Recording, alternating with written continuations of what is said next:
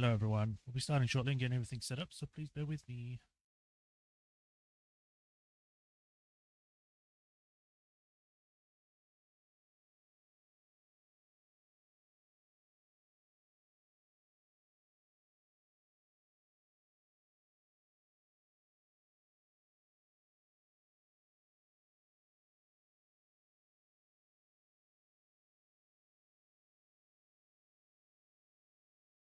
Alright.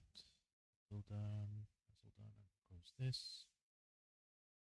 Things already closed. Posted there. Connection seems to be fine. We're good to go. So, hi everyone. Welcome. Welcome to another stream. Today we are continuing with the Great Ace Attorney Chronicles. Last time we had left off, we had finished the 4th case. Yeah, around about the 4th case. We had managed to find Natsume not guilty of almost murder. Turns out it was an accident because some woman was fighting with her husband. She threw a knife through a window and a book. And the person on the street tried to bend down to pick up the book, and the knife fell into the woman's back. Luckily, she didn't die. Maybe the fact that the tip of the blade had been broken off might have saved her life. Who knows? But she's apparently still alive, but just in the hospital. There was no one convicted of murder or anything. I don't know if the husband and wife, or at least the wife, would get put in trial for almost negligence for nearly putting someone else's life at risk. But who knows? We are now about to start the 5th and final case, which is Unspeakable, I think. I remember the name Unspeakable. I might have to see what happens in it. And yeah, that's pretty much everything. There's nothing else really to cover. That was pretty much what happened last stream. We're going to be starting the next case now. So yeah, without further ado, let's go in. Hey, Raffatron. Right, where are you, game? There you are. It might not be as big as some of the other final cases, but that's because this wasn't originally a final case. Yes. Going by what you have said before, this game was originally one game, but then they split it up into Chronicles and Adventures, or whatever the other one's called. Which makes sense, going by how slow this game's going. See, it's all showing up. Yep, sound and all that's all there. Refresh this. Yep. Right, we're good. Right, continue. The Adventures of the Unspeakable Story, Investigation Part 1. The Hound of the Baskervilles.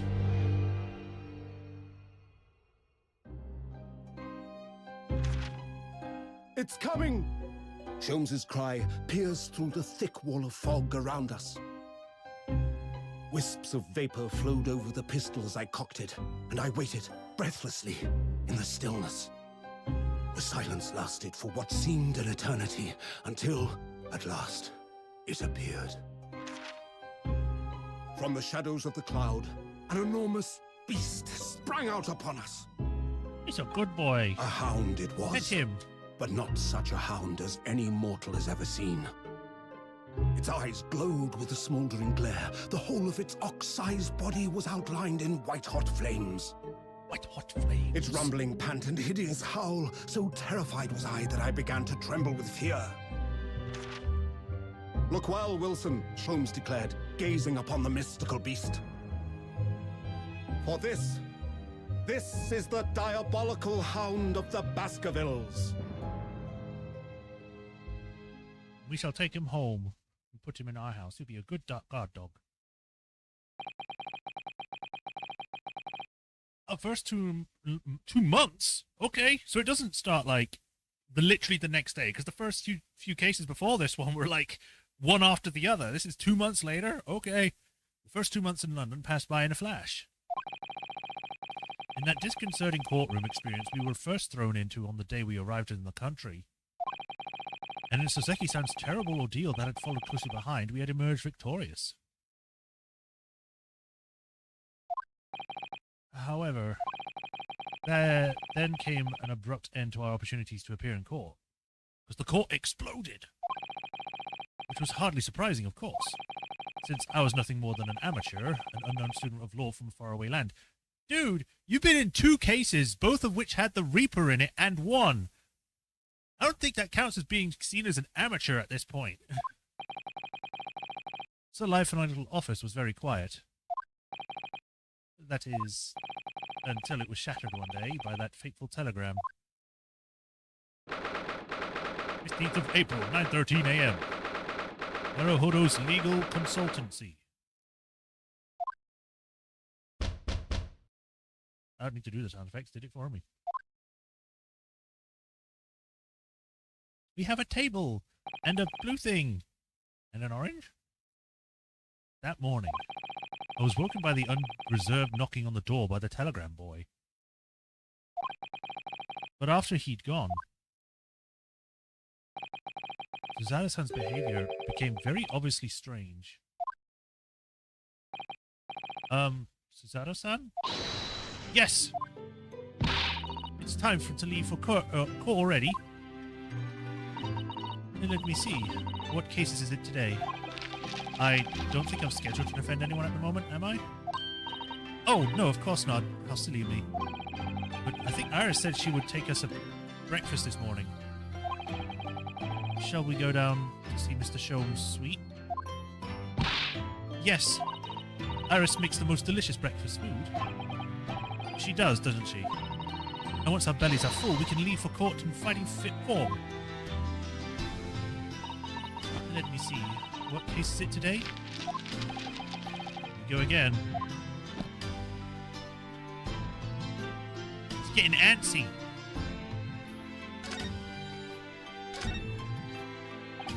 So, what was it about? With the telegram that was delivered this morning, I mean? Oh, a telegram? I don't know what you're talking about.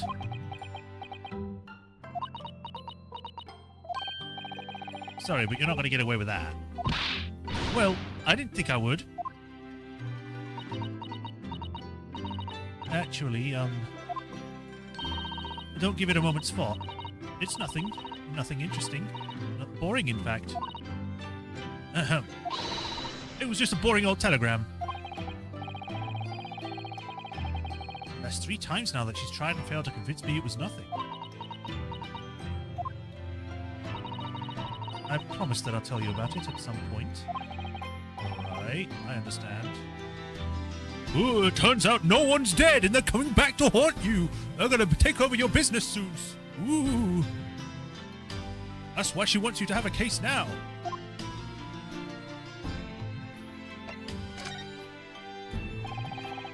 I suppose Seki-san will have arrived back in Japan by now, won't he? And that's soon. Yes, I think so. He left immediately after that terrible ordeal. Which would mean he should have completed the voyage already, or by just a few days away. A fortnight ago, we had that very long telegram from him. Do you remember? Complaining of seasickness? But by and large, I think it seems the voyage has been going well. No mysterious random Russian girl killing his friend or anything. Is something wrong, Naruhodo-san? I was just wondering, what might have become of Soseki-san had he stayed in London, that's all. You mean, as regards Lord Van Zeeks, the Reaper? Yeah, I can't help wondering if seasickness would have paled into insignificance in that case.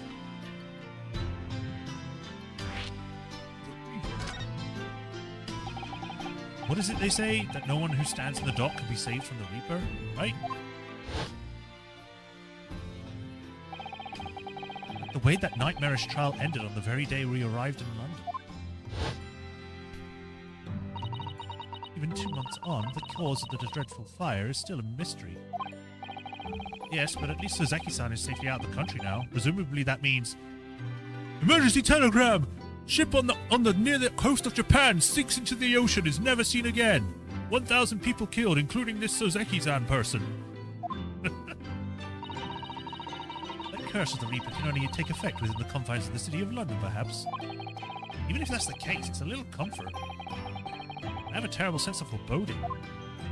If the legend of the Reaper is to be believed, it would mean he wields the sword of justice himself.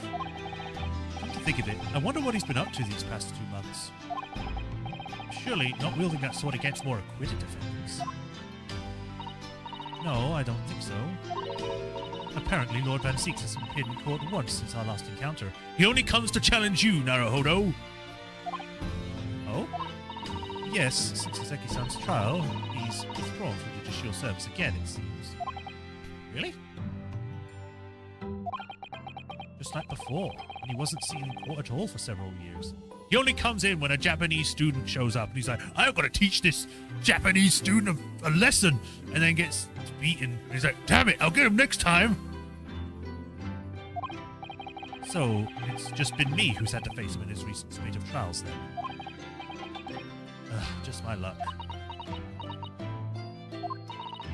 I wonder if luck doesn't come into it. Sorry? What's that? Oh, nothing. Never mind.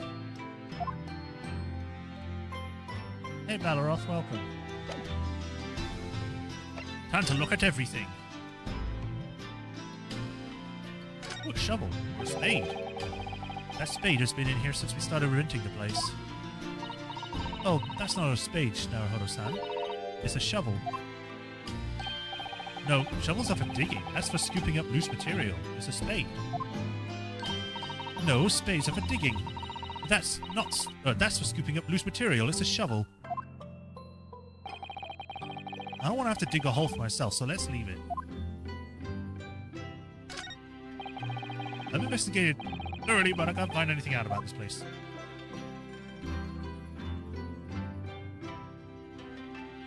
That does not look like English at all. That looks like a bunch of gobbledygook. Or a... is it palindrome? That one says jock. Tea. It's spring at last, and the weather is warmer now. I love the smell of the fire and the steam rising from the kettle. Oh, would you like some tea, Mr. Naruhodo-san? Thank you, Susanoo-san, but I'm afraid I'm alright right now. The green tea Susanoo-san makes me from time to time, and Iris has unique herbal infusions. This place is a paradise for a true tea lover. Green tea is such a wonderful accompaniment to British tea cakes, don't you think? Hey, they got the traditional, like, masher-upper for the tea in Japan. This is the tea set that Susanoo-san bought with her from Japan. Let's hope she hasn't noticed me slipping sugar and milk into my cup when she makes it. It's just so bitter. Tea is a drink to be enjoyed, Naruhodo-san. You really don't have to force yourself to drink it, you know. I don't like to see you screw up your face so.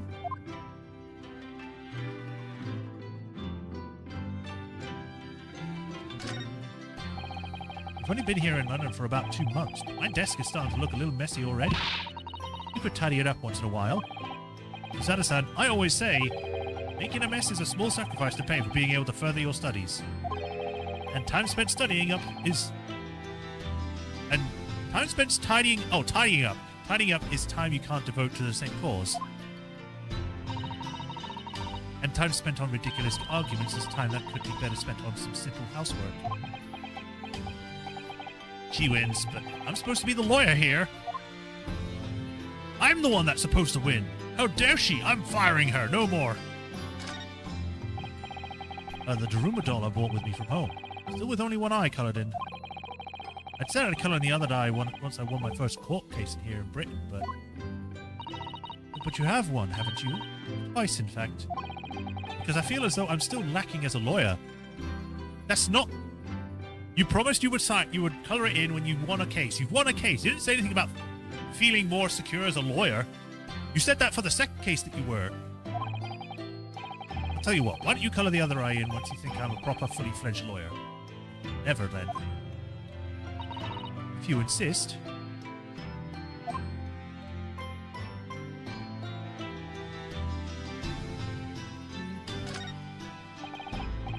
Do you know, I've never seen the inside of your room here, Susanoo-san. I never even peeped inside. I should think so, too. A young maiden's private chamber is a place of bittersweet secrets, you know. Whatever you say, young maiden.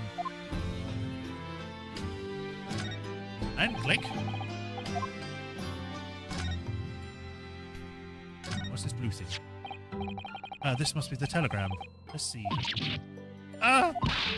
No, you mustn't look at that. Not under any circumstances. I won't. All right. I'm sorry, Naruhodo-san, but you can be very mischievous at times. Then put the telegram away if you don't want people looking at it.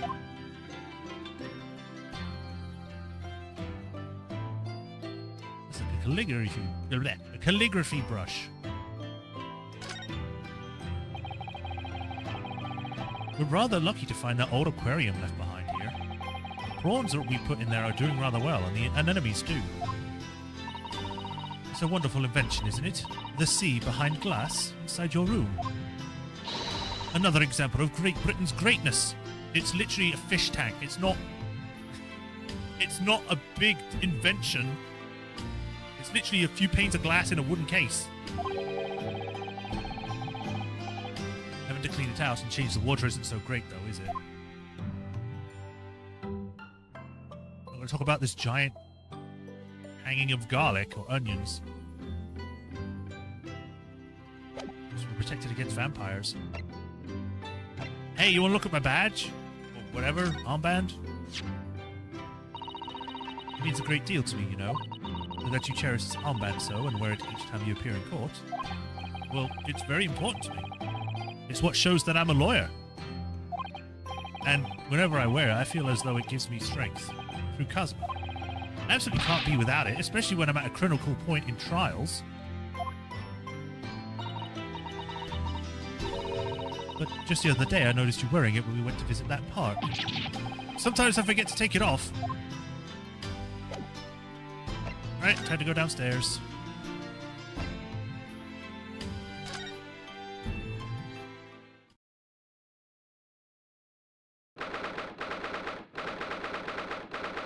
Chose is sweet. I need to try and remember that.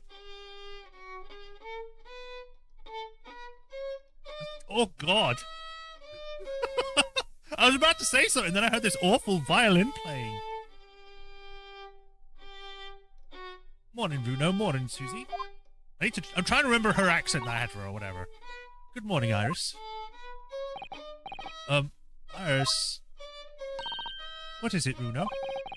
What is that terrible noise? It sounds like a cat being strangled.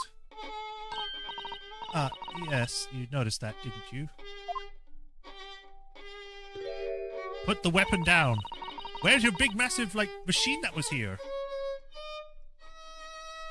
Hurley isn't the best form this morning, it seems.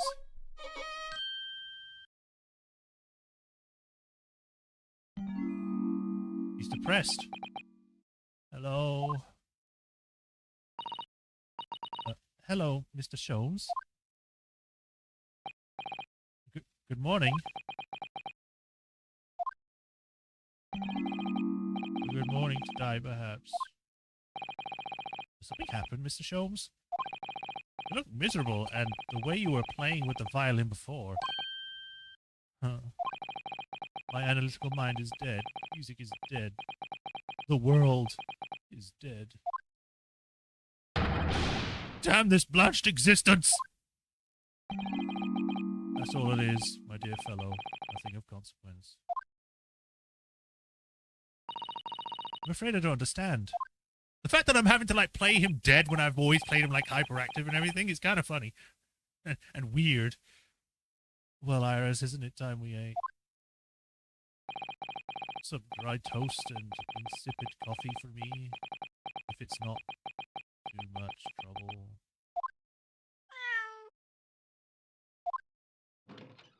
What eat that? Oh look, it's Wagga High? Good morning, boy. It's so cute! There must be some sort of tiny door for cats to use. How did it get here?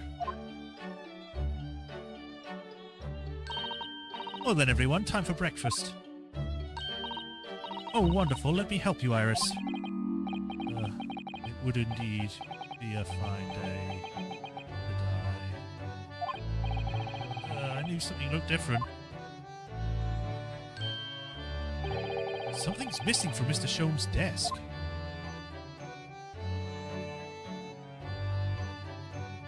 Time to look at everything. I can look at Iris. Everyone's shouting "Wugga high" in chat. Woo! It looks like that huge metal chest is being used as a table for tea and coffee. He's very sturdy with an equally sturdy lock. Mr. Naruhodo, you mustn't go around opening things. I think we talked about this before. Always keep an eye on you, don't I? You're very mischievous. How did you come to that conclusion? Fire's burning comfortably in the grate again today. It's a very different feeling to a Japanese hibachi somehow. Oh, look at that photograph print on the lady displayed on the mantelpiece. Could it be? Yes, it must be. It's the woman. Oh, how exciting. Is that supposed to mean something to me? Oh my god, achievement. The woman for having examined the fireplace in Mr. Shom's suite whilst with someone. It disappeared before I could finish reading it. They didn't have the full text. Okay, so that's still the same. These are all the mementos of Mr. Shom's past cases, I think. If he'd been involved in my case, I wonder if the beefsteak from La Carnival would be on display here. A mystery shoe, a curious hammer, some mysterious men, a bust of Napoleon. Ah, what an entrancing collection. It looks like an untidy assortment of junk to me, rather than like what's on my own shelves. Well, you really ought to learn to keep your things in order, Mr. Naruhodo. No favoritism there at all.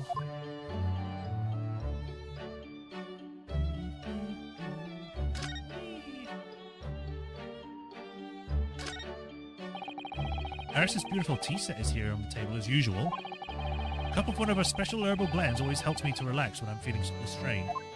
The English pastime of tea has many similarities to our own tea ceremony customs, don't you think?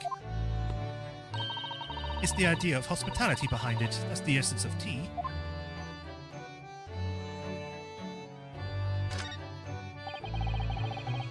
This is where Iris notes down ideas, isn't it? Let's see. What does it say today? Ah, the Boscombe Valley Mystery. Ooh, how intriguing. It must be the title of Iris's latest work. Oh my. I wonder what fantastic tales awaits us. Xanathan looks like an angel, but I bet she's dreaming of the most unsavory crime you could imagine.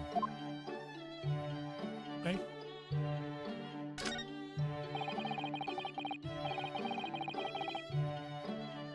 That's a charming little white shelf, full of charming little bottles too. But the conscience of them aren't quite so charming, it seems. Science is the future, Mr. Naruhodo, you can't deny it. I'm saving my money so that I can buy some chemistry apparatus as well. Law, chemistry, takedown throws, what diverse skills you boast, Mr. Zano. As useful as they are, I'm not sure that my throwing skills are worthy of inclusion in that list. You can throw, criminals. This looks like a bird. Or a rabbit. It's a good boy statue. Come to think of it, I haven't seen Iris doing much writing recently. I'm doing the wrong voice, this is for you, no scares. It's supposed to be me. But there's paper already set up in the typewriter. Look, as if she's about to start. But that reminds me, when I mentioned that Iris was in the process of writing a full-fledged novel, Mr. Natsume was most impressed. Yes, Mr. Natsume. But that's what I'll be doing too once I'm back in Japan, he said, through tightly clenched fists and teeth.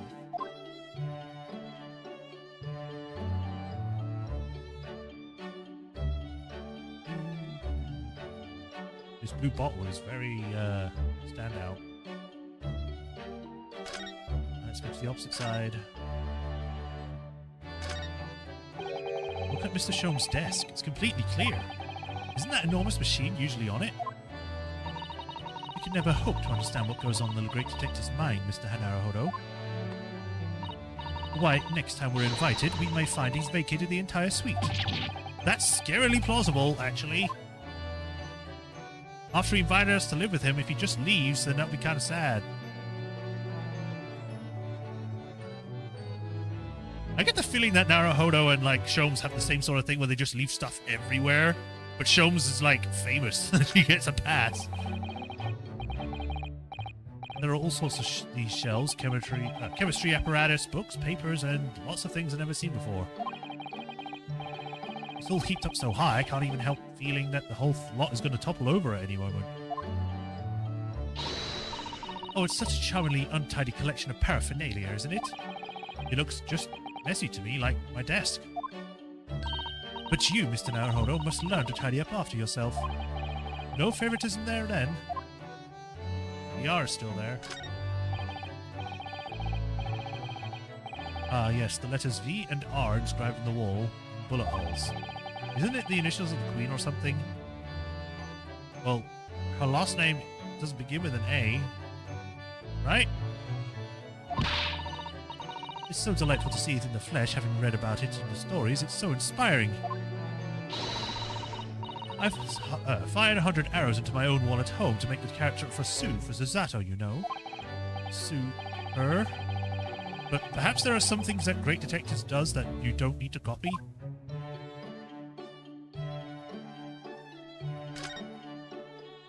Right, I guess we can talk to him, see what's up with him first.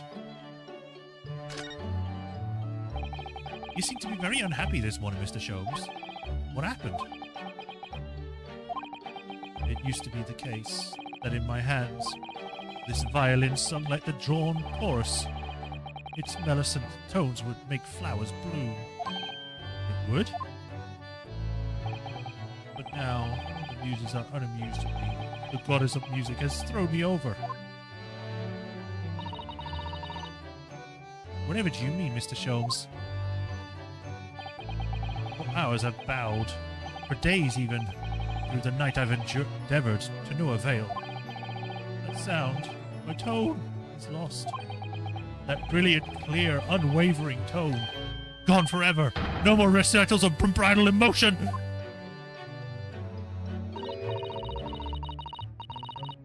Well, haven't you been practicing much lately, have you, Miss Hurley? You haven't been practicing. Don't worry, I'm sure it will come back to you in time. Let me just quickly catch up. Chat. Were you not afraid of supper Queen ass whoop? He only has books and papers everywhere and not just empty Dr. Pepper bottles. I don't know. Self-reporting. Most of the time, I'll have the words ass to the wall with bullets in Resident Evil 5. Like every person does. Eat my words, Mr. Naruhodo. The good goddess of the arts are fickle. One day they bestow genius on a man. The next, they unmercifully withdraw it. Oh, dear. Ugh, why is this happening to me? If they take the turn I have for the violin from me, what is left, for pity's sake? What is left? Deduction, perhaps? Isn't that what you're known for?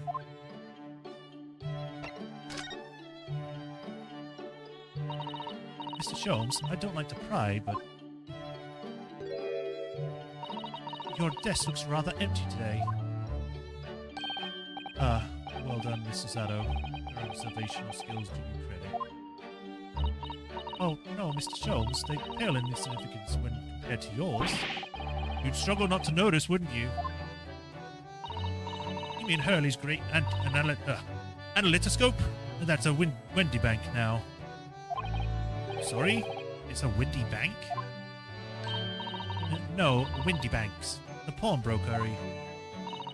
Pawn? What?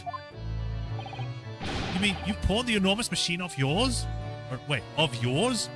I said that weird, I don't know why.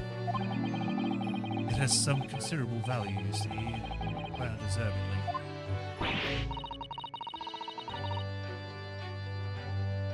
But isn't it a very important machine for your work? I do wish you had consulted us if your situation had become so desperate. I should have gladly passed with little income I have to you. Dear madam, things are far from desperate. But the pawnbroker has your wonderful machine. How can it be anything but desperate? Making use of a pawnbrokery is quite ordinary here in London, I assure you. it is, it doesn't sound ordinary at all. It would seem that neither of you fully understand how pawnbrokering works. Oh. What's to understand exactly?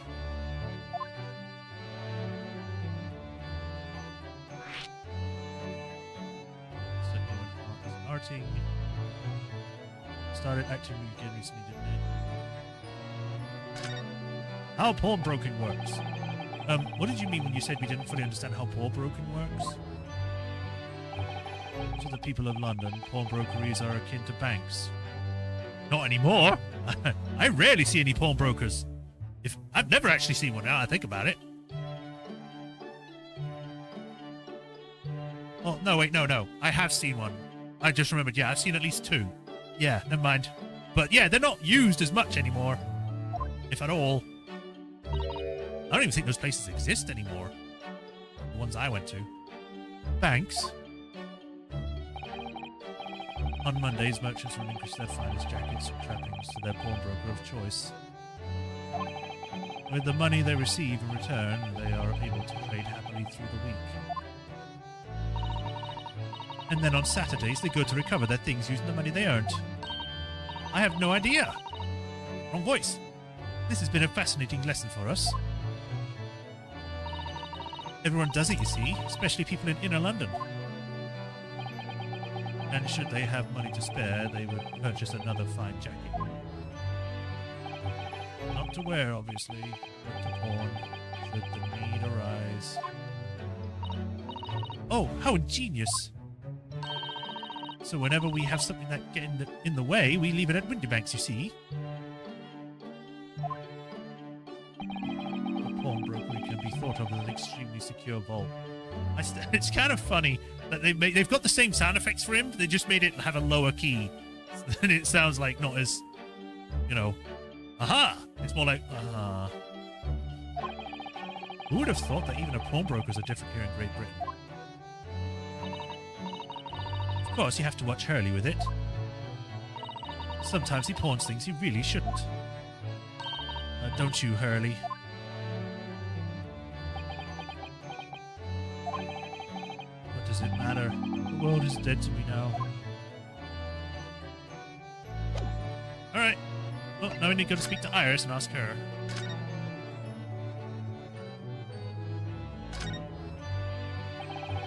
Mr. Nursery's cat seems to have settled into his new home, then. Oh, yes, and I've become very attached to the little Waggy. It would appear his previous owners completely forgotten to him. Cats are unfeeling creatures. Their mews are as empty as the hearts of the muses. Look at the kitty! If Mr. Natsumi had no intention of taking Waggy back to Japan, I wonder why he kept him in the first place. I expect he would have taken him if he could, but pets are strictly forbidden aboard steamships in our experience. And for good reason. Terrible things can happen if rules of passages are not obeyed. Well, I don't mind, because Waggy is adorable. Yes, he is. I want to pet him. Yes, yes, he really is. Oh, yes, what about the door? I don't remember seeing that tiny thing in the main door before. Where did that come from? Oh, you noticed? You are observant, Runo. Look, I used this. It's my latest invention. A cat door maker. What is that? I call it the cat flapomat. Okay. Gosh, a machine for making doors just for cats. That's right. It can make a cat flap for a little furry friend like Waggy in seconds. And it can do it any door at all, no matter what it's made of. It's very powerful, you see. Wouldn't it have been quicker to just make the cat flap rather than making a machine to make it? Well, yes, maybe, but now I can make cat flaps anywhere I'd like. Oh, I think it's wonderful. You must make one for us in the door of our office upstairs, Iris. She really knows how to come up with unconventional inventions, this girl.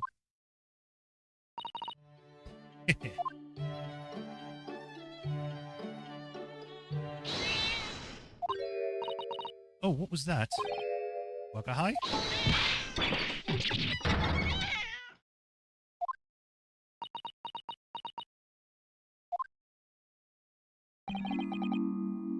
was that? Oh no. What guy's tangled up in your violin? How? I think he thinks it's a toy. No, what's he doing to it? Oh dear, Mr. Sholmes' precious violin. Why should I care? What? I shouldn't be surprised. The cat is more accomplished musician than I now.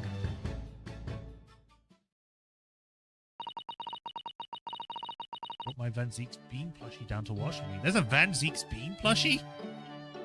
Okay. Mr. Sholmes really is in poor spirits, isn't he? Well, anyway, I put back where he lives. Shall I, Hurley? Out of the cat's reach, if possible. Maybe we should assess the damage. I'm actually going to have to go over to look at it.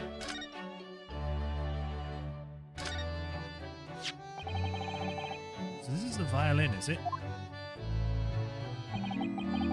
This is Stradivarius, one of the finest violins in the world, made by the renowned Italian luthier Antonio Stradivari.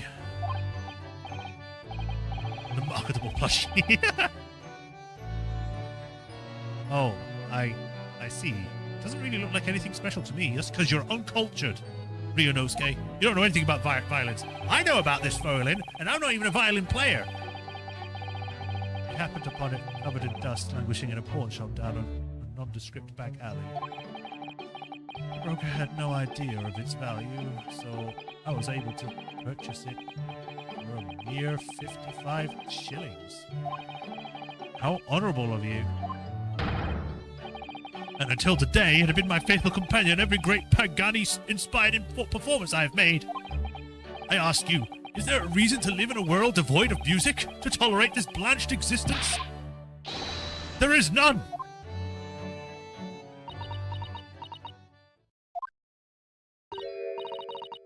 Mr. Sholmes?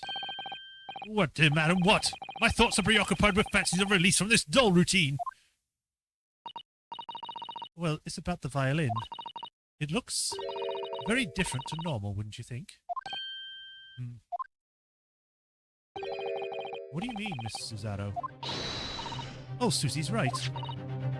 Yes, the tone of the wood is completely different. And that's not all. I'm sure there was no crack here before.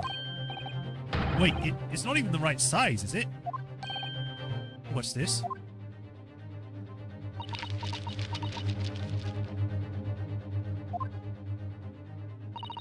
I'm terribly sorry to have to tell you this, Mr. Sholmes, but that instrument isn't a violin at all.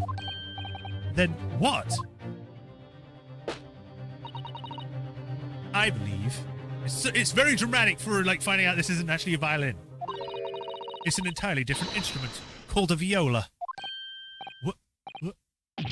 What? And then he died. Oh, Mr. Sholmes, are you all right? You're right. You're quite right. This isn't my faithful Stradivarius. So what, pray, is this piece of string flotsam? What's your faithful performing partner, then? I see what must have happened. You do, Iris? This is just a simple mix-up. It sounds like Iris might be able to tell us exactly what's happened if we ask her.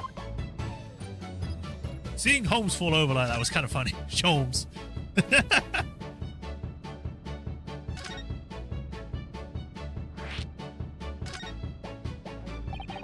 What did you mean by a mix-up, Iris?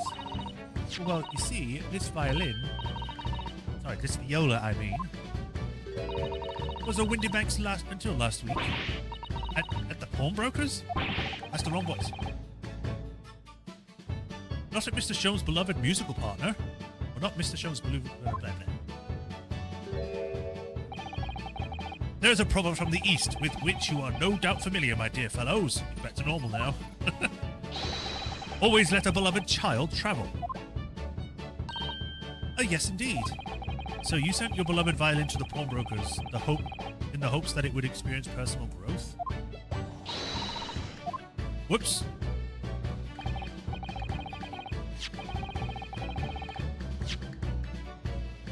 So you went what a wonderful idea. Last week I pawned my great analytoscope in order to release my precious instrument. But it would appear Mr. Wendybank mistakenly furnished me with this tawdry fiddle instead. But my ears cannot be deceived by the hollow timbre of this piece of timber. No, but your very sense was deceived by the fact it just had strings. Pshaw! A fine state of affairs this is, and that's why I always say, Mr. Naruhodo, never trust a pawnbroker. They will try to fool you every time.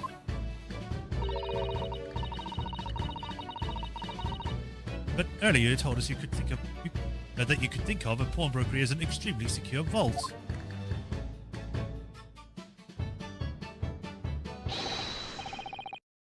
Come, Mr. Naruhodo, dilly-dally will get you nowhere. How did the mocap person even do that? Someone pulled them? This case got the animation budget. And Jones Yaradeb's face jiggles. That's where it all went. Because if I remember correctly, didn't they say that there was no cutscenes for this case? They put it all into the animations, which I'm not against. Sorry? Crunching your toast with that vacant expression? Pressing your coffee so obtusely? Are you not a little embarrassed by your own conduct, considering the urgency with which you are faced? You must visit Mr. Wendybank's brokery at once. That's right, isn't it, Mr. Sholmes? Precisely, Miss Susanoo, without a moment's delay. But I haven't finished my bacon and eggs. My dear fellow, surely you do not still intend to crunch your bacon with an increasingly vacant aspect to fresh your eggs ever more obtusely? All right, say no more. Let's go then. Don't worry, Runa, I'll be happy to heat it up for you again later. Oh, thank you, Iris. As it happens, I'm rather curious to see what British pawnbrokeries look like. Time to leave! New location has been added. I can go to Baker Street and then the pawnbroker? Bustling street on which can be found Mr. Sholmes' office of Wendybank Pawnbrokery. There's a large park nearby too. We're in the transition period. I guess I don't need to be here, but I'm going to look everywhere. Store for rental closed. Look at all the different things in the window of this shop. Oh, that's Wendybank's, the pawnbrokery. Looks much smarter than a pawnbroker's in Japan, doesn't it?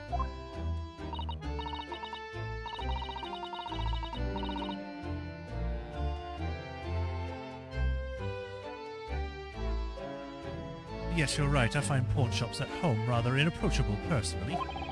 It reminds me of a tearful parting of my favorite fountain pen. I felt so miserable. What doesn't kill us makes us stronger, Mr. Naruhodo.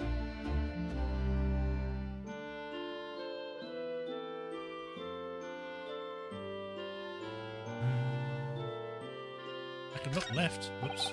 Or right. Find me out of place.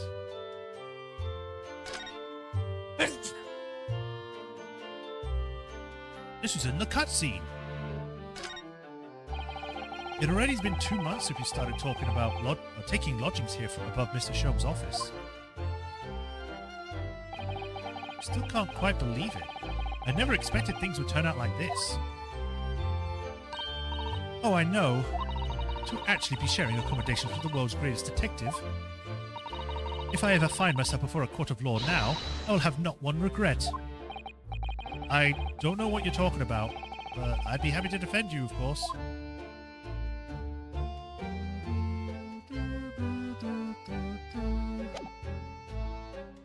Alright, into the pawnbrokery. How much stuff is going to be in here? Everything. There's a lot more neat than I thought it'd be, though. 15th of April. Pawnbrokery. So, this is a British pawnbrokery. Oh my, there are all sorts of tools and contraptions in here that I've never laid my eyes on before. Ah, Susanoo-san, and that spark of wonder in your eyes. Can't wait to scour the shelves, can you? I get the impression you enjoy places like this. Oh yes, I don't know why, but seeing such a lot of things that I don't understand is a real thrill for me. My dear fellows, let us not forget why we're here. Oh, Mr. Sholmes. We are calling on matters of business, not pleasure. And clearly Mr. Sholmes means business too, judging from the spark of fury in his eyes.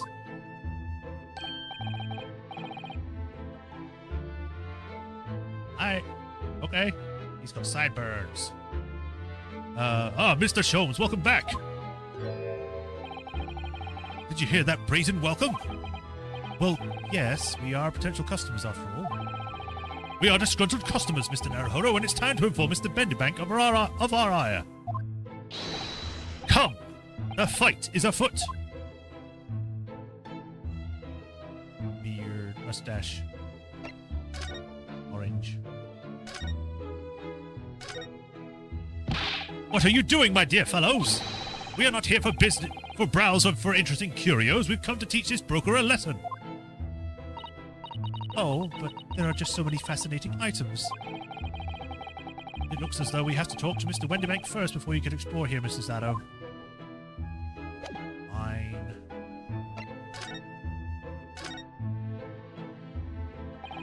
And naturally, you will recall this, which I retrieved from you some days ago. Yes? This second-rate fiddle is not my faithful instrument, Mr. Wendybank. The color of the wood is different. It has holes in it. It's not even the same size. A wonderful summary of our observations, Mr. Sholmes. I'm so very sorry, sir. How utterly unforgivable of me. An inexcusable mistake for a pawnbroker. There's only one way to make amends. What? What? I shall have to take my own life. I don't think that will be necessary, do you? If I may just say one thing before I pop off. Yes? It was you, sir, Mr. Sholmes, who took it upon himself to remove the item the other day, I believe. Sorry? As I recall, I entered the storeroom to fetch your violin when I heard, here it is. You did? And when I turned to controvert you, you had taken the viola and left, sir. However, there could be no doubt that the blame lies firmly at my own door for allowing you to leave. So I shall not grumble or grouse any longer. May the guilt die with me. No, stop, dear fellow. The fault is mine. He falls over again.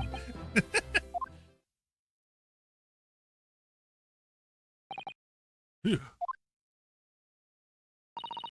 would appear that the fight is over. I do humbly apologize, Mr. Wendybank. Evidently my questionable disposition precipitated this tragedy. Well, you wouldn't be Mr. Sherlock Holmes without that unquestionable disposition now, would you? I do believe you may be right, sir. It's either laugh or cry, I suppose. You are, it must be said, one of the more challenging customers. I need to remind you of the peculiar collection of items you brought through my door in the past. Oh, peculiar items? In the extreme, madam. Or ma'am. For example, the unpublished manuscript of an eponymous work, the novels of Sherlock Holmes of some such. Oh my, a new full-fledged novel? An unpublished? A story I have yet to read, you mean? Forgive me. Wait, before you die, you must tell me more. I don't care if you die, let me read the book.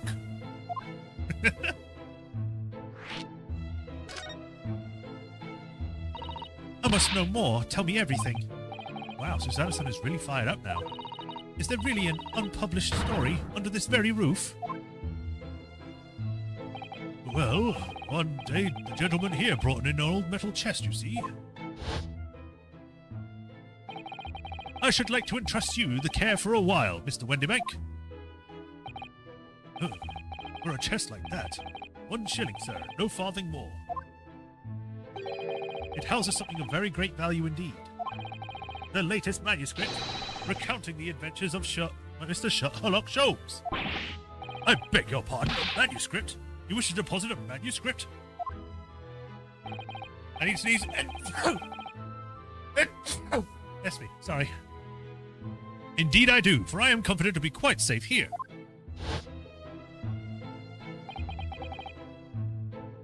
And that was that? As such, Mr. Sholm's latest tale of otherworldly mystery lies dormant in my storeroom. Mr. Sholmes, is that really true? Do I sense that somebody doesn't want to talk about this?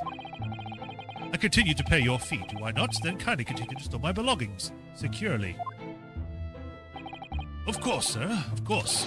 They're safe and sound with me, I assure you, on my life. This is all very strange. I wonder, could I ask you something? A gentleman from the east, I see. Yes, that sable suit.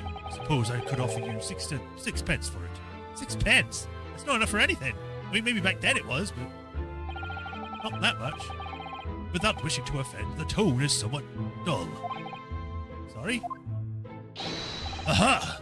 But for your splendid attire, man, 5 guineas, no less. The colours are exquisite, the design exotic. Taste and artistry at its finest, may I say. Oh my, 5 guineas, you say? That's the only thing she's worn since she's been here, so I don't think there's anything else she can wear. How very interesting. Why do I feel as though I've suffered some sort of defeat here? Actually, I was hoping to ask you about your business. I've heard it said that pawnbrokers are used rather like banks here in London.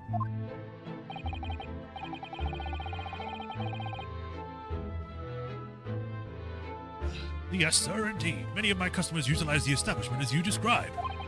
I appraise their items and offer them a proportional loan and 2 months of secure stowage.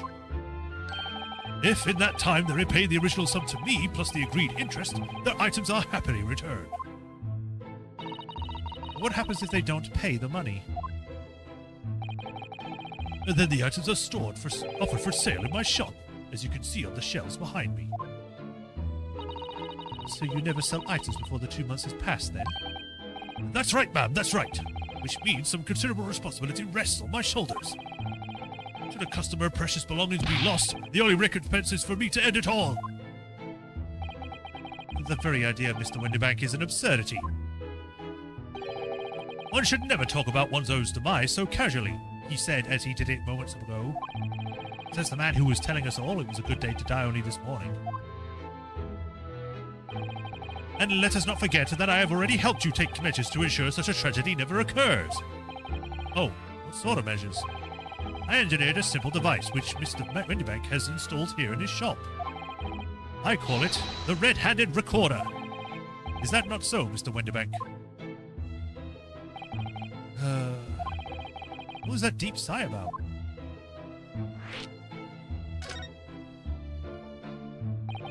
What on earth is a red-handed recorder? Use your eyes, my dear fellow. There are 2 just below the ceiling. I can see what appears to be a camera attached to some sort of timing device. Very astute. It is indeed a camera furnished with some 100 pieces of celluloid film. And every 30 minutes precisely, the camera automatically records the appearance of the shop. Ah, now I see why he's annoyed by it. Here, have an example I can show you.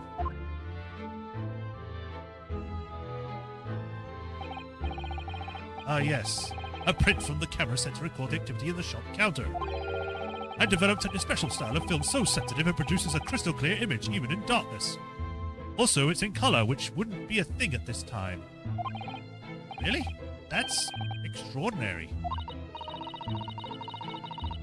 Yes, you can clearly see the counter and the door behind it. Look.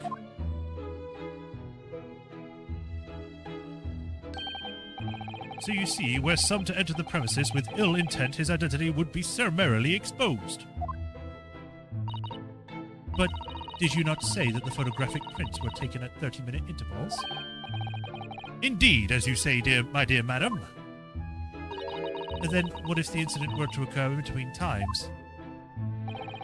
One could only say, that would be a cruel twist of fate. I must confess your devices have been giving me some cause for distress of late. I beg your pardon, Mr. Windybank. Surely they are nothing but distressing. Reassuring is the word. It's the cost of the film, sir. You most graciously placed not one, but 2 cameras in my shop after all. Which means I must pay you for 100 utterly useless prints every single day.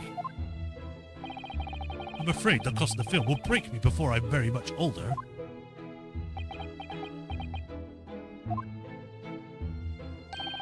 And nevertheless, a small price to pay to ensure the safety of my preferred brokery, no? My dear fellows, we're on the verge of an age when safety and security come at a price. Oh, heaven help us!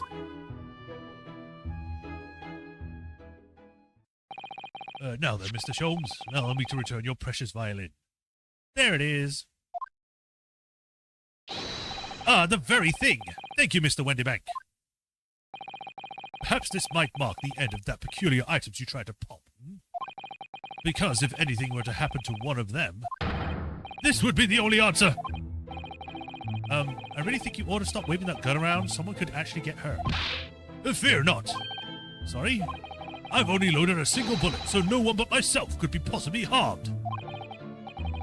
That's really not what I meant. Good day to you then, Mr. Wendybank. It's been a pleasure as always, Mr. Sholmes.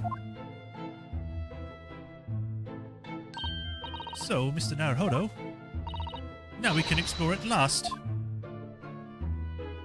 And then we just immediately leave. Say, wait, we can't leave.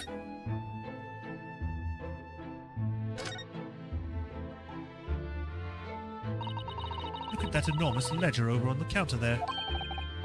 Mr. Wendybank is nothing else. Very particular about recording the items he accepts. He'd have to be, otherwise he'd get himself into all sorts of trouble. Which might explain the thing that catches my eye more than the ledger. This revolver here. That anyone could just pick up and shoot him.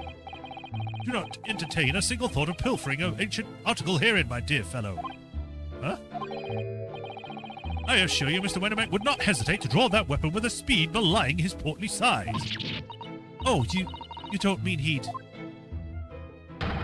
blow his brains out, indeed, in recompense for his blunder.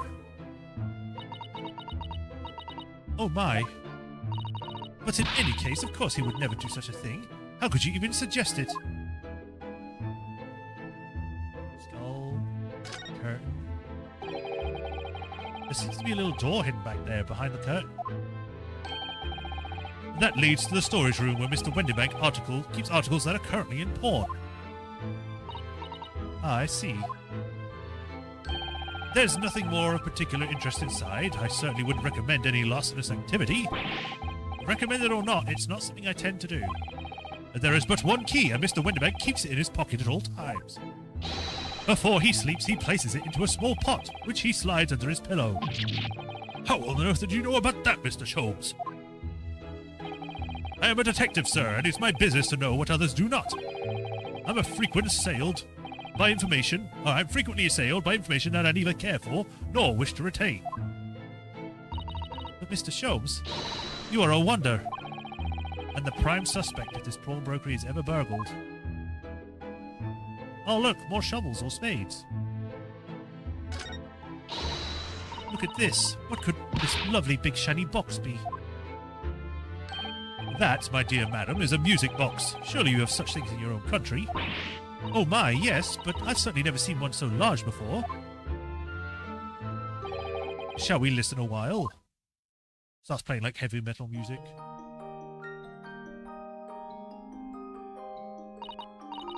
Ah, what a sublime sound. It's like the music of angels. I've never heard anything like it before in my life. This particular specimen is of the larger variety, commonly found in public houses and restaurants. And there is a metal disc inside which the notes to be played are recorded. Simply by placing the disc with another, any music you can care to imagine can be played. My goodness, what a simple, delightful machine. The fact that you both said the same different things for the shovel and spades thing, it's kind of... timing. Indeed, though their popularity has waned recently with the development of the gramophone, of course. Science and technology advance at such an overwhelming pace. You can enjoy both. I mean, these are still around. They're just not, used. Like, public, like, personally anymore. If at all. What an assortment of things here on the shelves here. Crockery, footwear, clocks and watches. Almost anything you care to imagine. These are forfeited items offered for sale by the pawnbroker. What does that really mean, though? When you pawn or colloquially pop an item, the broker loans you money against its worth. He stores the item for an agreed period of time, after which the loan must be repaid. If not, he is free to display it in his shop for sale at a price of his choosing. Oh, yes, now that you've explained it, I'm noticing little tags on everything. Of course, simply by paying the agreed interest in the loan, one can extend the period of safekeeping. So you may want to pawn that black garb of yours without fear, my dear fellow. My treasured university uniform, never. It embodies my student spirit.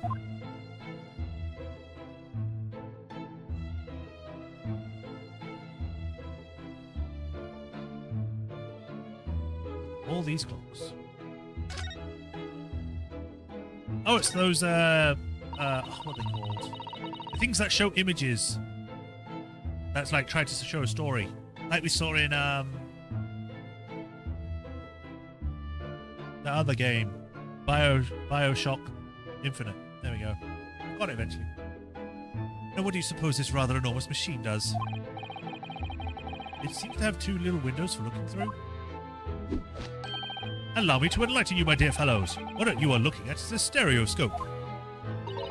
A stereoscope? Fascinating. It is aptly named, I assure you. Look through the eyepieces and see for yourself. Oh, I should be delighted to. Excuse me a moment while I just have a look. Just before you do, there is something I should point out. My dear fellows, in order to see the image properly, stereoscopically, as it were, you need to be cross-eyed.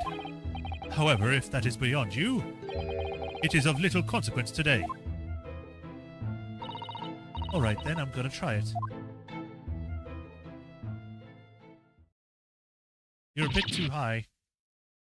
Ah, Mr. Naruhodo, you must see, at once. Oh, alright then. So I need to be cross-eyed, like I'm trying to look at my own nose?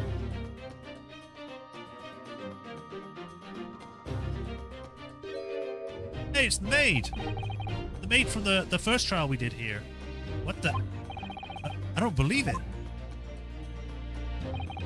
It's just a photographic print, but it looks like it could reach out and touch it. Yes, the sense of depth is startling, is it not? Stereoscopes are one of London's many fads. They are often found in little stalls in the park. People queue for hours to see them. Why? Why are people meddling with such black magic? It is no magic, my dear madam. It is, well, an illusion.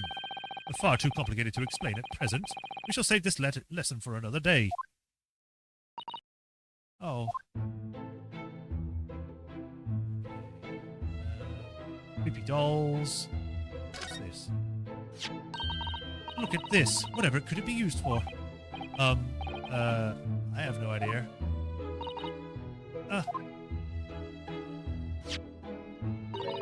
There's a small catch just here, look. Is it a pop-up camera? We're gonna open it, aren't we? Oh my, that's amazing. It has some sort of spring-loaded mechanism. Which we'll never manage to put back to the way it was before. What are you two doing? What? Us? Nothing. No, nothing at all. Whatever this device is, it seems to have a pair of little windows to look through. I feel as though I've seen it somewhere, something rather similar to this elsewhere. Cacti!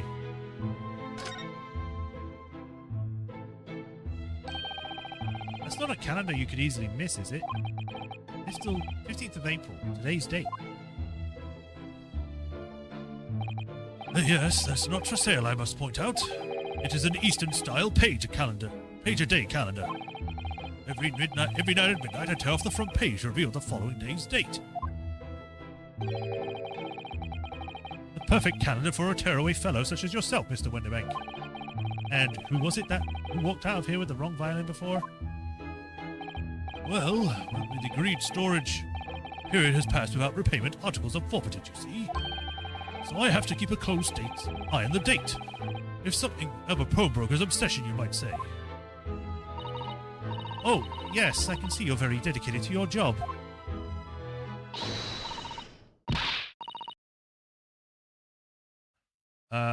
Suddenly someone's talking, but okay, what? Only a tuppence for it? That ain't fair, you know it? Article is barely worth a penny, miss. I cannot offer more. Sounds like there's an argument brewing over by the counter. Come on, that can't be right.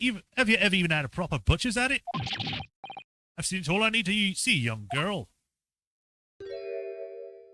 Oh, hey, it's her. Wait, don't we know? I'm sure I recognize her. Oh, yes, it's the young lady from Mr. McGilded's trial 2 months ago.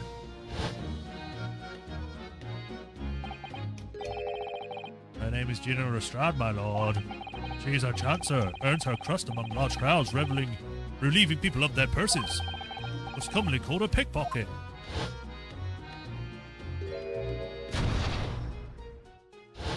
Grenade launcher lady.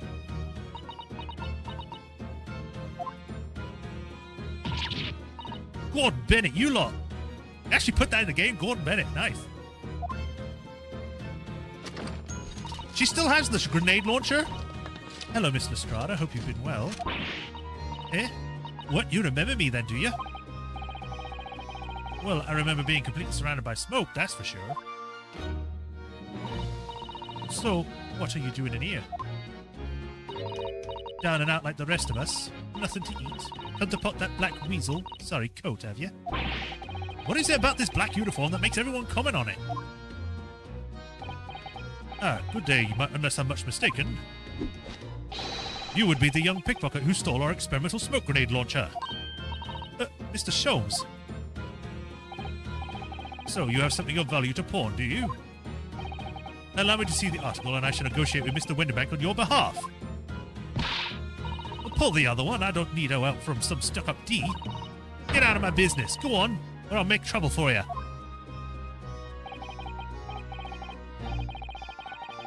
As you wish, Mr. Lestrade. I will have to remove myself from your presence. You're so mean to him. He's really done it. He's gone. I'm sorry, but as I said, there really is no more room for negotiation here. What is that thing he has in his hands? Some kind of metal disc? It's the thing he put in the music player. And you, go on. Leave me alone. Oh, Miss Lestrade, just pretend we aren't here. We shan't be offended in the slightest. Staring contest.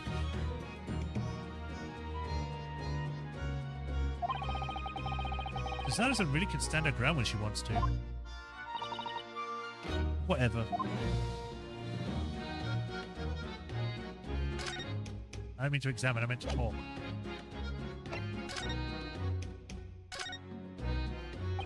Somehow, I didn't really think you were the sort of person who'd use a pawnbroker, Miss Lestrade.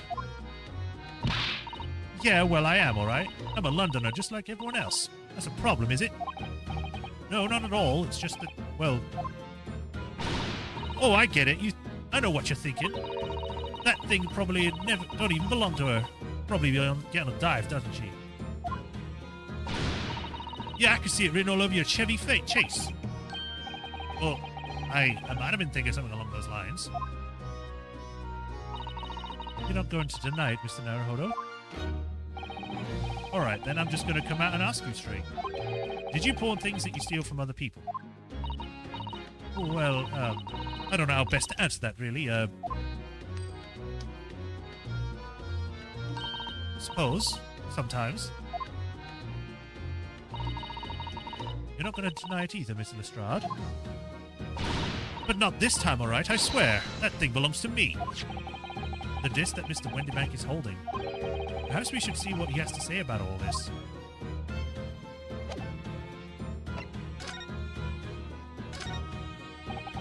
Look at Mr. Winterbank watching diligently over his shop. There are still so many things I'm curious about. I don't believe this is a time for browsing, Mr. Naruhodo. We should probably see if that argument's been resolved yet. I clicked on him. I guess I was too low. There you go.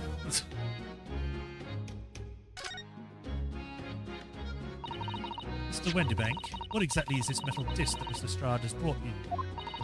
It seems to have hundreds of tiny little bumps on its surface. Ah, this music disc, you see? For use inside a music box. In a music box? What, you don't even know what a music box is? You Eastern lot ain't so savvy, eh? I suddenly managed to get the accent, just suddenly, in that one paragraph. I know what a music box is, I've just never seen one of these discs before.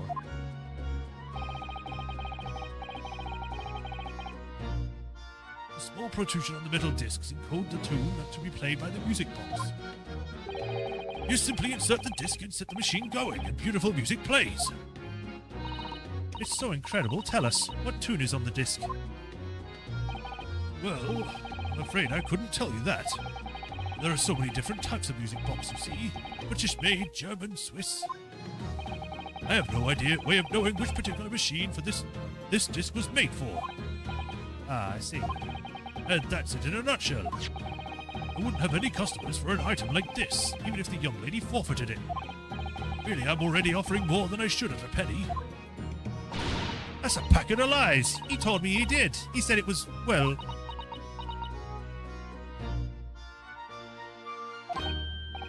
He who? And never you mind, it ain't just right, that's all. The disc worth good money, I know it is. Well then, you'll have to try your luck at another pawnbroker's, won't you?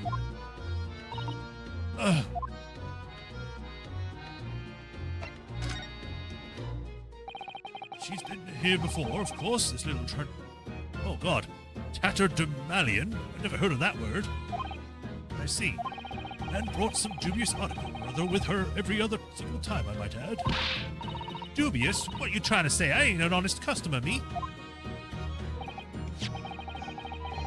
So, is there something dubious about the disc she brought in today? Oh, if only it were that simple. Sorry? What do you mean? What she actually brought in was a storage ticket. A storage ticket? So, Mr. Strahd has actually come to redeem an article from you today, is that right? Yeah, that's right. Yeah, that's right. A girl like me has a lot of stuff. What needs storing?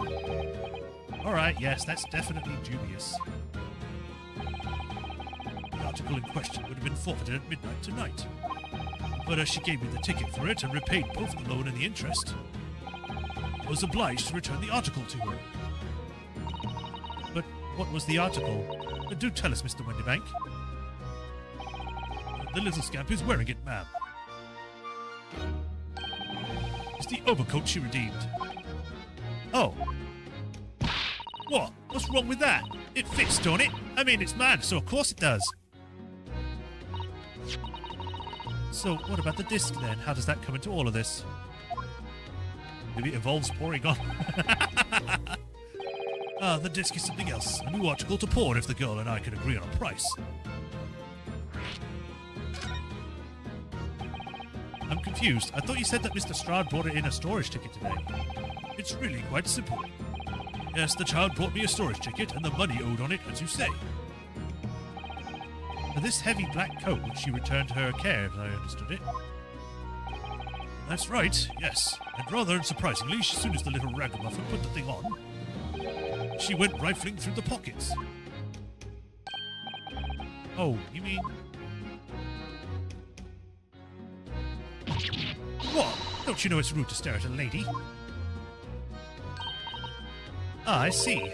So it came from the pocket of the overcoat, did it? If you mean this disc, then yes, exactly, ma'am. And she immediately tried to pawn it? For quite a high price as well. Still rather suspicious, if I think. But give it up, I'm just trying to pawn something like anyone else would. Mr. Strahd, may I ask who deposited the overcoat here in the first place?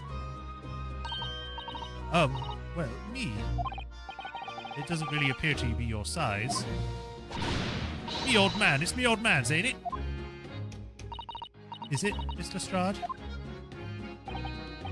Yes, this is definitely all rather suspicious. And then the disc explodes, killing everyone in the room. Out of my way, please! Oh, God.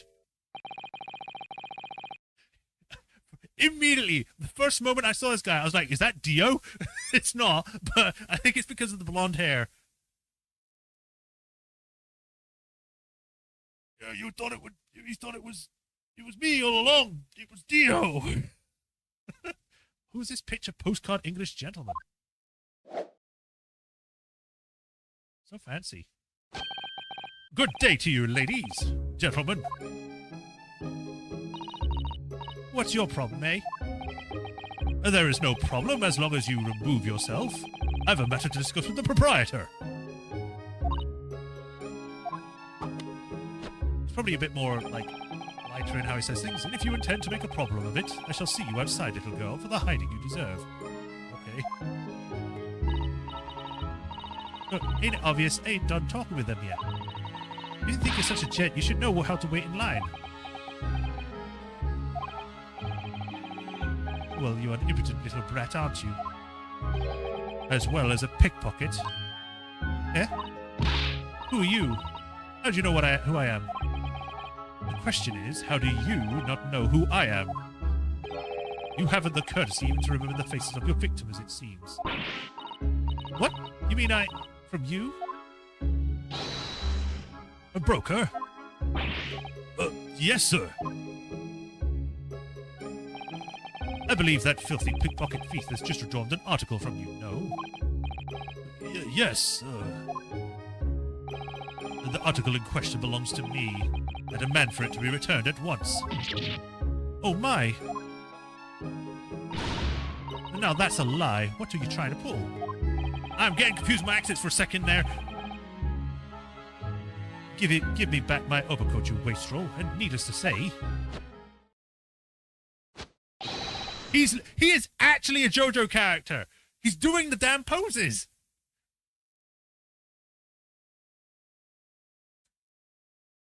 Any music music box discs too. No, you can't have it. You just can't. It's me old man's, or it was. Now it's mine. Goodness, Mr. Naruhodo. This is a very awkward situation.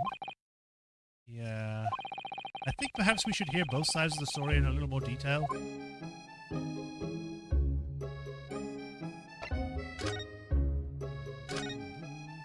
Egg. Mr. Strahd, what is the gentleman saying? What do you think? It's all lies, ain't it? Obviously. I swear on my life. I ain't never laid lies on that dandy before. Let's hear it now, you little ragamuffin. You stole it, didn't you? That ticket you bought in here just now? No, I swear it. I swear it to God. It's barely an hour ago. I was walking along the street, minding my own business, when this little gutterling ran into me. I knew at once what had happened. I've been robbed yet again, I thought to myself. Those wretched pickpockets. Yet again. Oh yes, as you can see, I'm a man of impeccable style. This isn't the first time that I've been targeted by these back-slum scoundrels. And now they relinquish my overcoat. Come along, Mr. Strahd, give the good gentleman his coat back. If you're going to cause trouble, I shall have no choice but to call the police. Hold on, why does everyone think of me?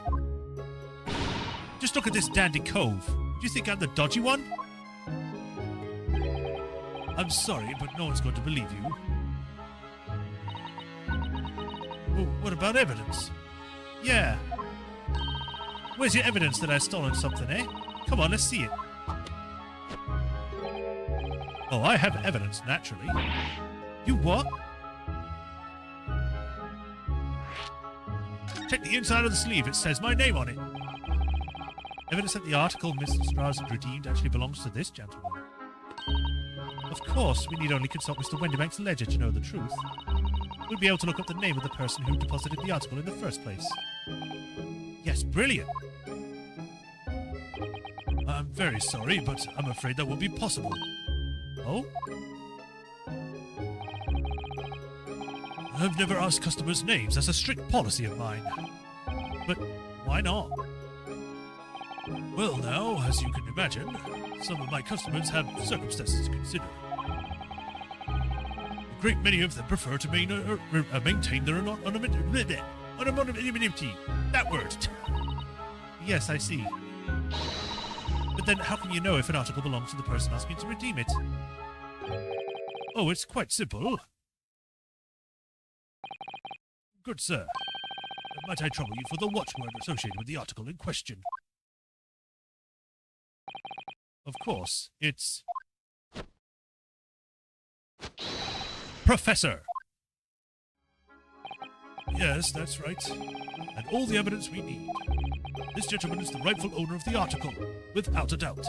The watchword? Interesting.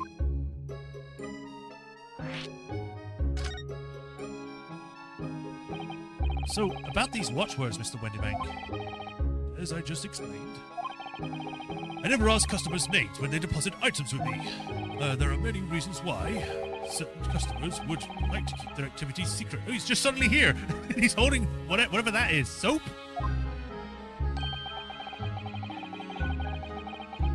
Wasn't exactly a subtle glance at Mr. Sholmes now, was it? Great detectives have no dark secrets, none at all. Yes, well, anyway, that's why I always ask for a watchword whenever I accept a new article. In many ways, it's like the secret combination of the numbers used to unlock a vault. The date of deposits and a description and a watchword uniquely identify each item. And of course, I give them a storage ticket to the customer. When someone comes to redeem something, I ask for the ticket and the watchword. And if that someone tells you the correct watchword, you return the article? That's right, sir. Yes. This is soon as the requisite fees are paid. And I have supplied you with the information you require already. But for the avoidance of doubt, the article in question is an overcoat deposited 2 months ago on 15th of February. With a watchword of Professor. All perfectly correct information, sir. But ow! Really, this is beyond a joke now. There is no further room for doubt.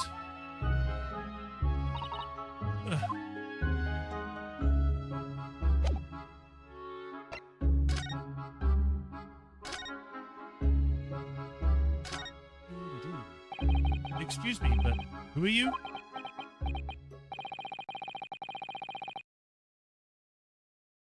One would expect the inquirer to introduce himself first. Although clearly you are not British, so perhaps our ways are foreign to you. Oh, sorry, yes. We're from the Empire of Japan. We're studying here. Oh, yes, Japan. I've heard talk of the place. He's freaking dancing! Its inhabitants live on some fiery brown-collared soap, dressed up with exotic spices. You might be thinking of somewhere else. And what was that theatrical gesticulation about? Perhaps. Anyway, if you are a gentleman, sir, you offer your own name first before acquiring in the name of another. Of course, yes. I'm Ryunosuke Naruhodo. I'm a lawyer. Well, student of law, really. My name is Susato Mikotoba. I'm from Mr. Naruhodo's assistant. Well, I am Mr. Naruhodo's. I'm not from. I see. My name is Benedict. Egbert Benedict. Of course you are. Egbert Benedict. Oh, God. I need to see, because my chat seems to be messing up. Why is it like that?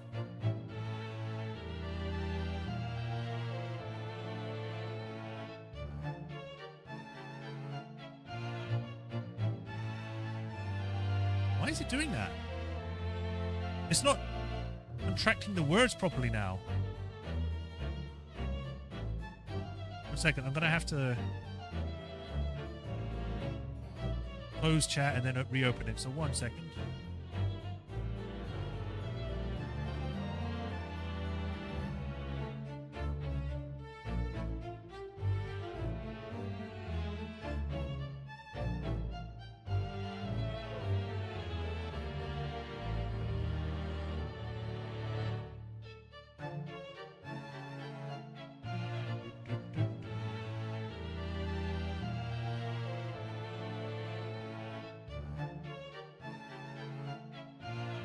There we go.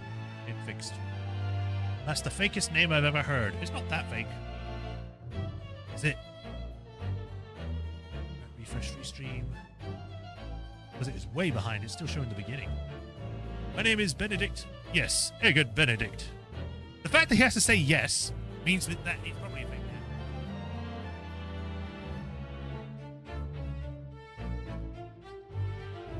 I bet this guy's a con artist and wants to steal an ancient mask so he can become a vampire or something. Enchante. He's so refined in how he holds himself and how he speaks, but that name is suspicious. Now to the matter at hand. Oh my god. My overcoat, return it at once to someone with the style to carry it off. Every move he makes, every breath he takes. I can't stand watching him. He's literally quoting the song. I'll be watching you.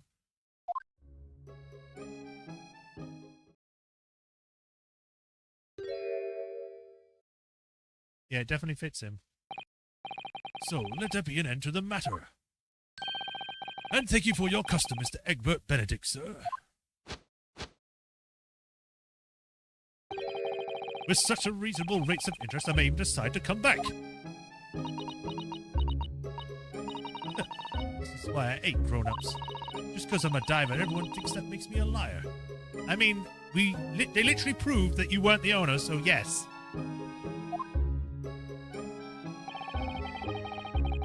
And the contents of the coat pockets, if you please, broker. But of course, sir, here's the disc for you. Just this one? Pardon, sir? I was expecting another, that is, I deposited another.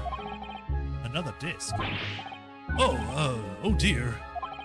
I regret to inform you, sir, that what was deposited with me was merely the overcoat. The disc happened to be in one of the pockets, but I was completely unaware of it until now.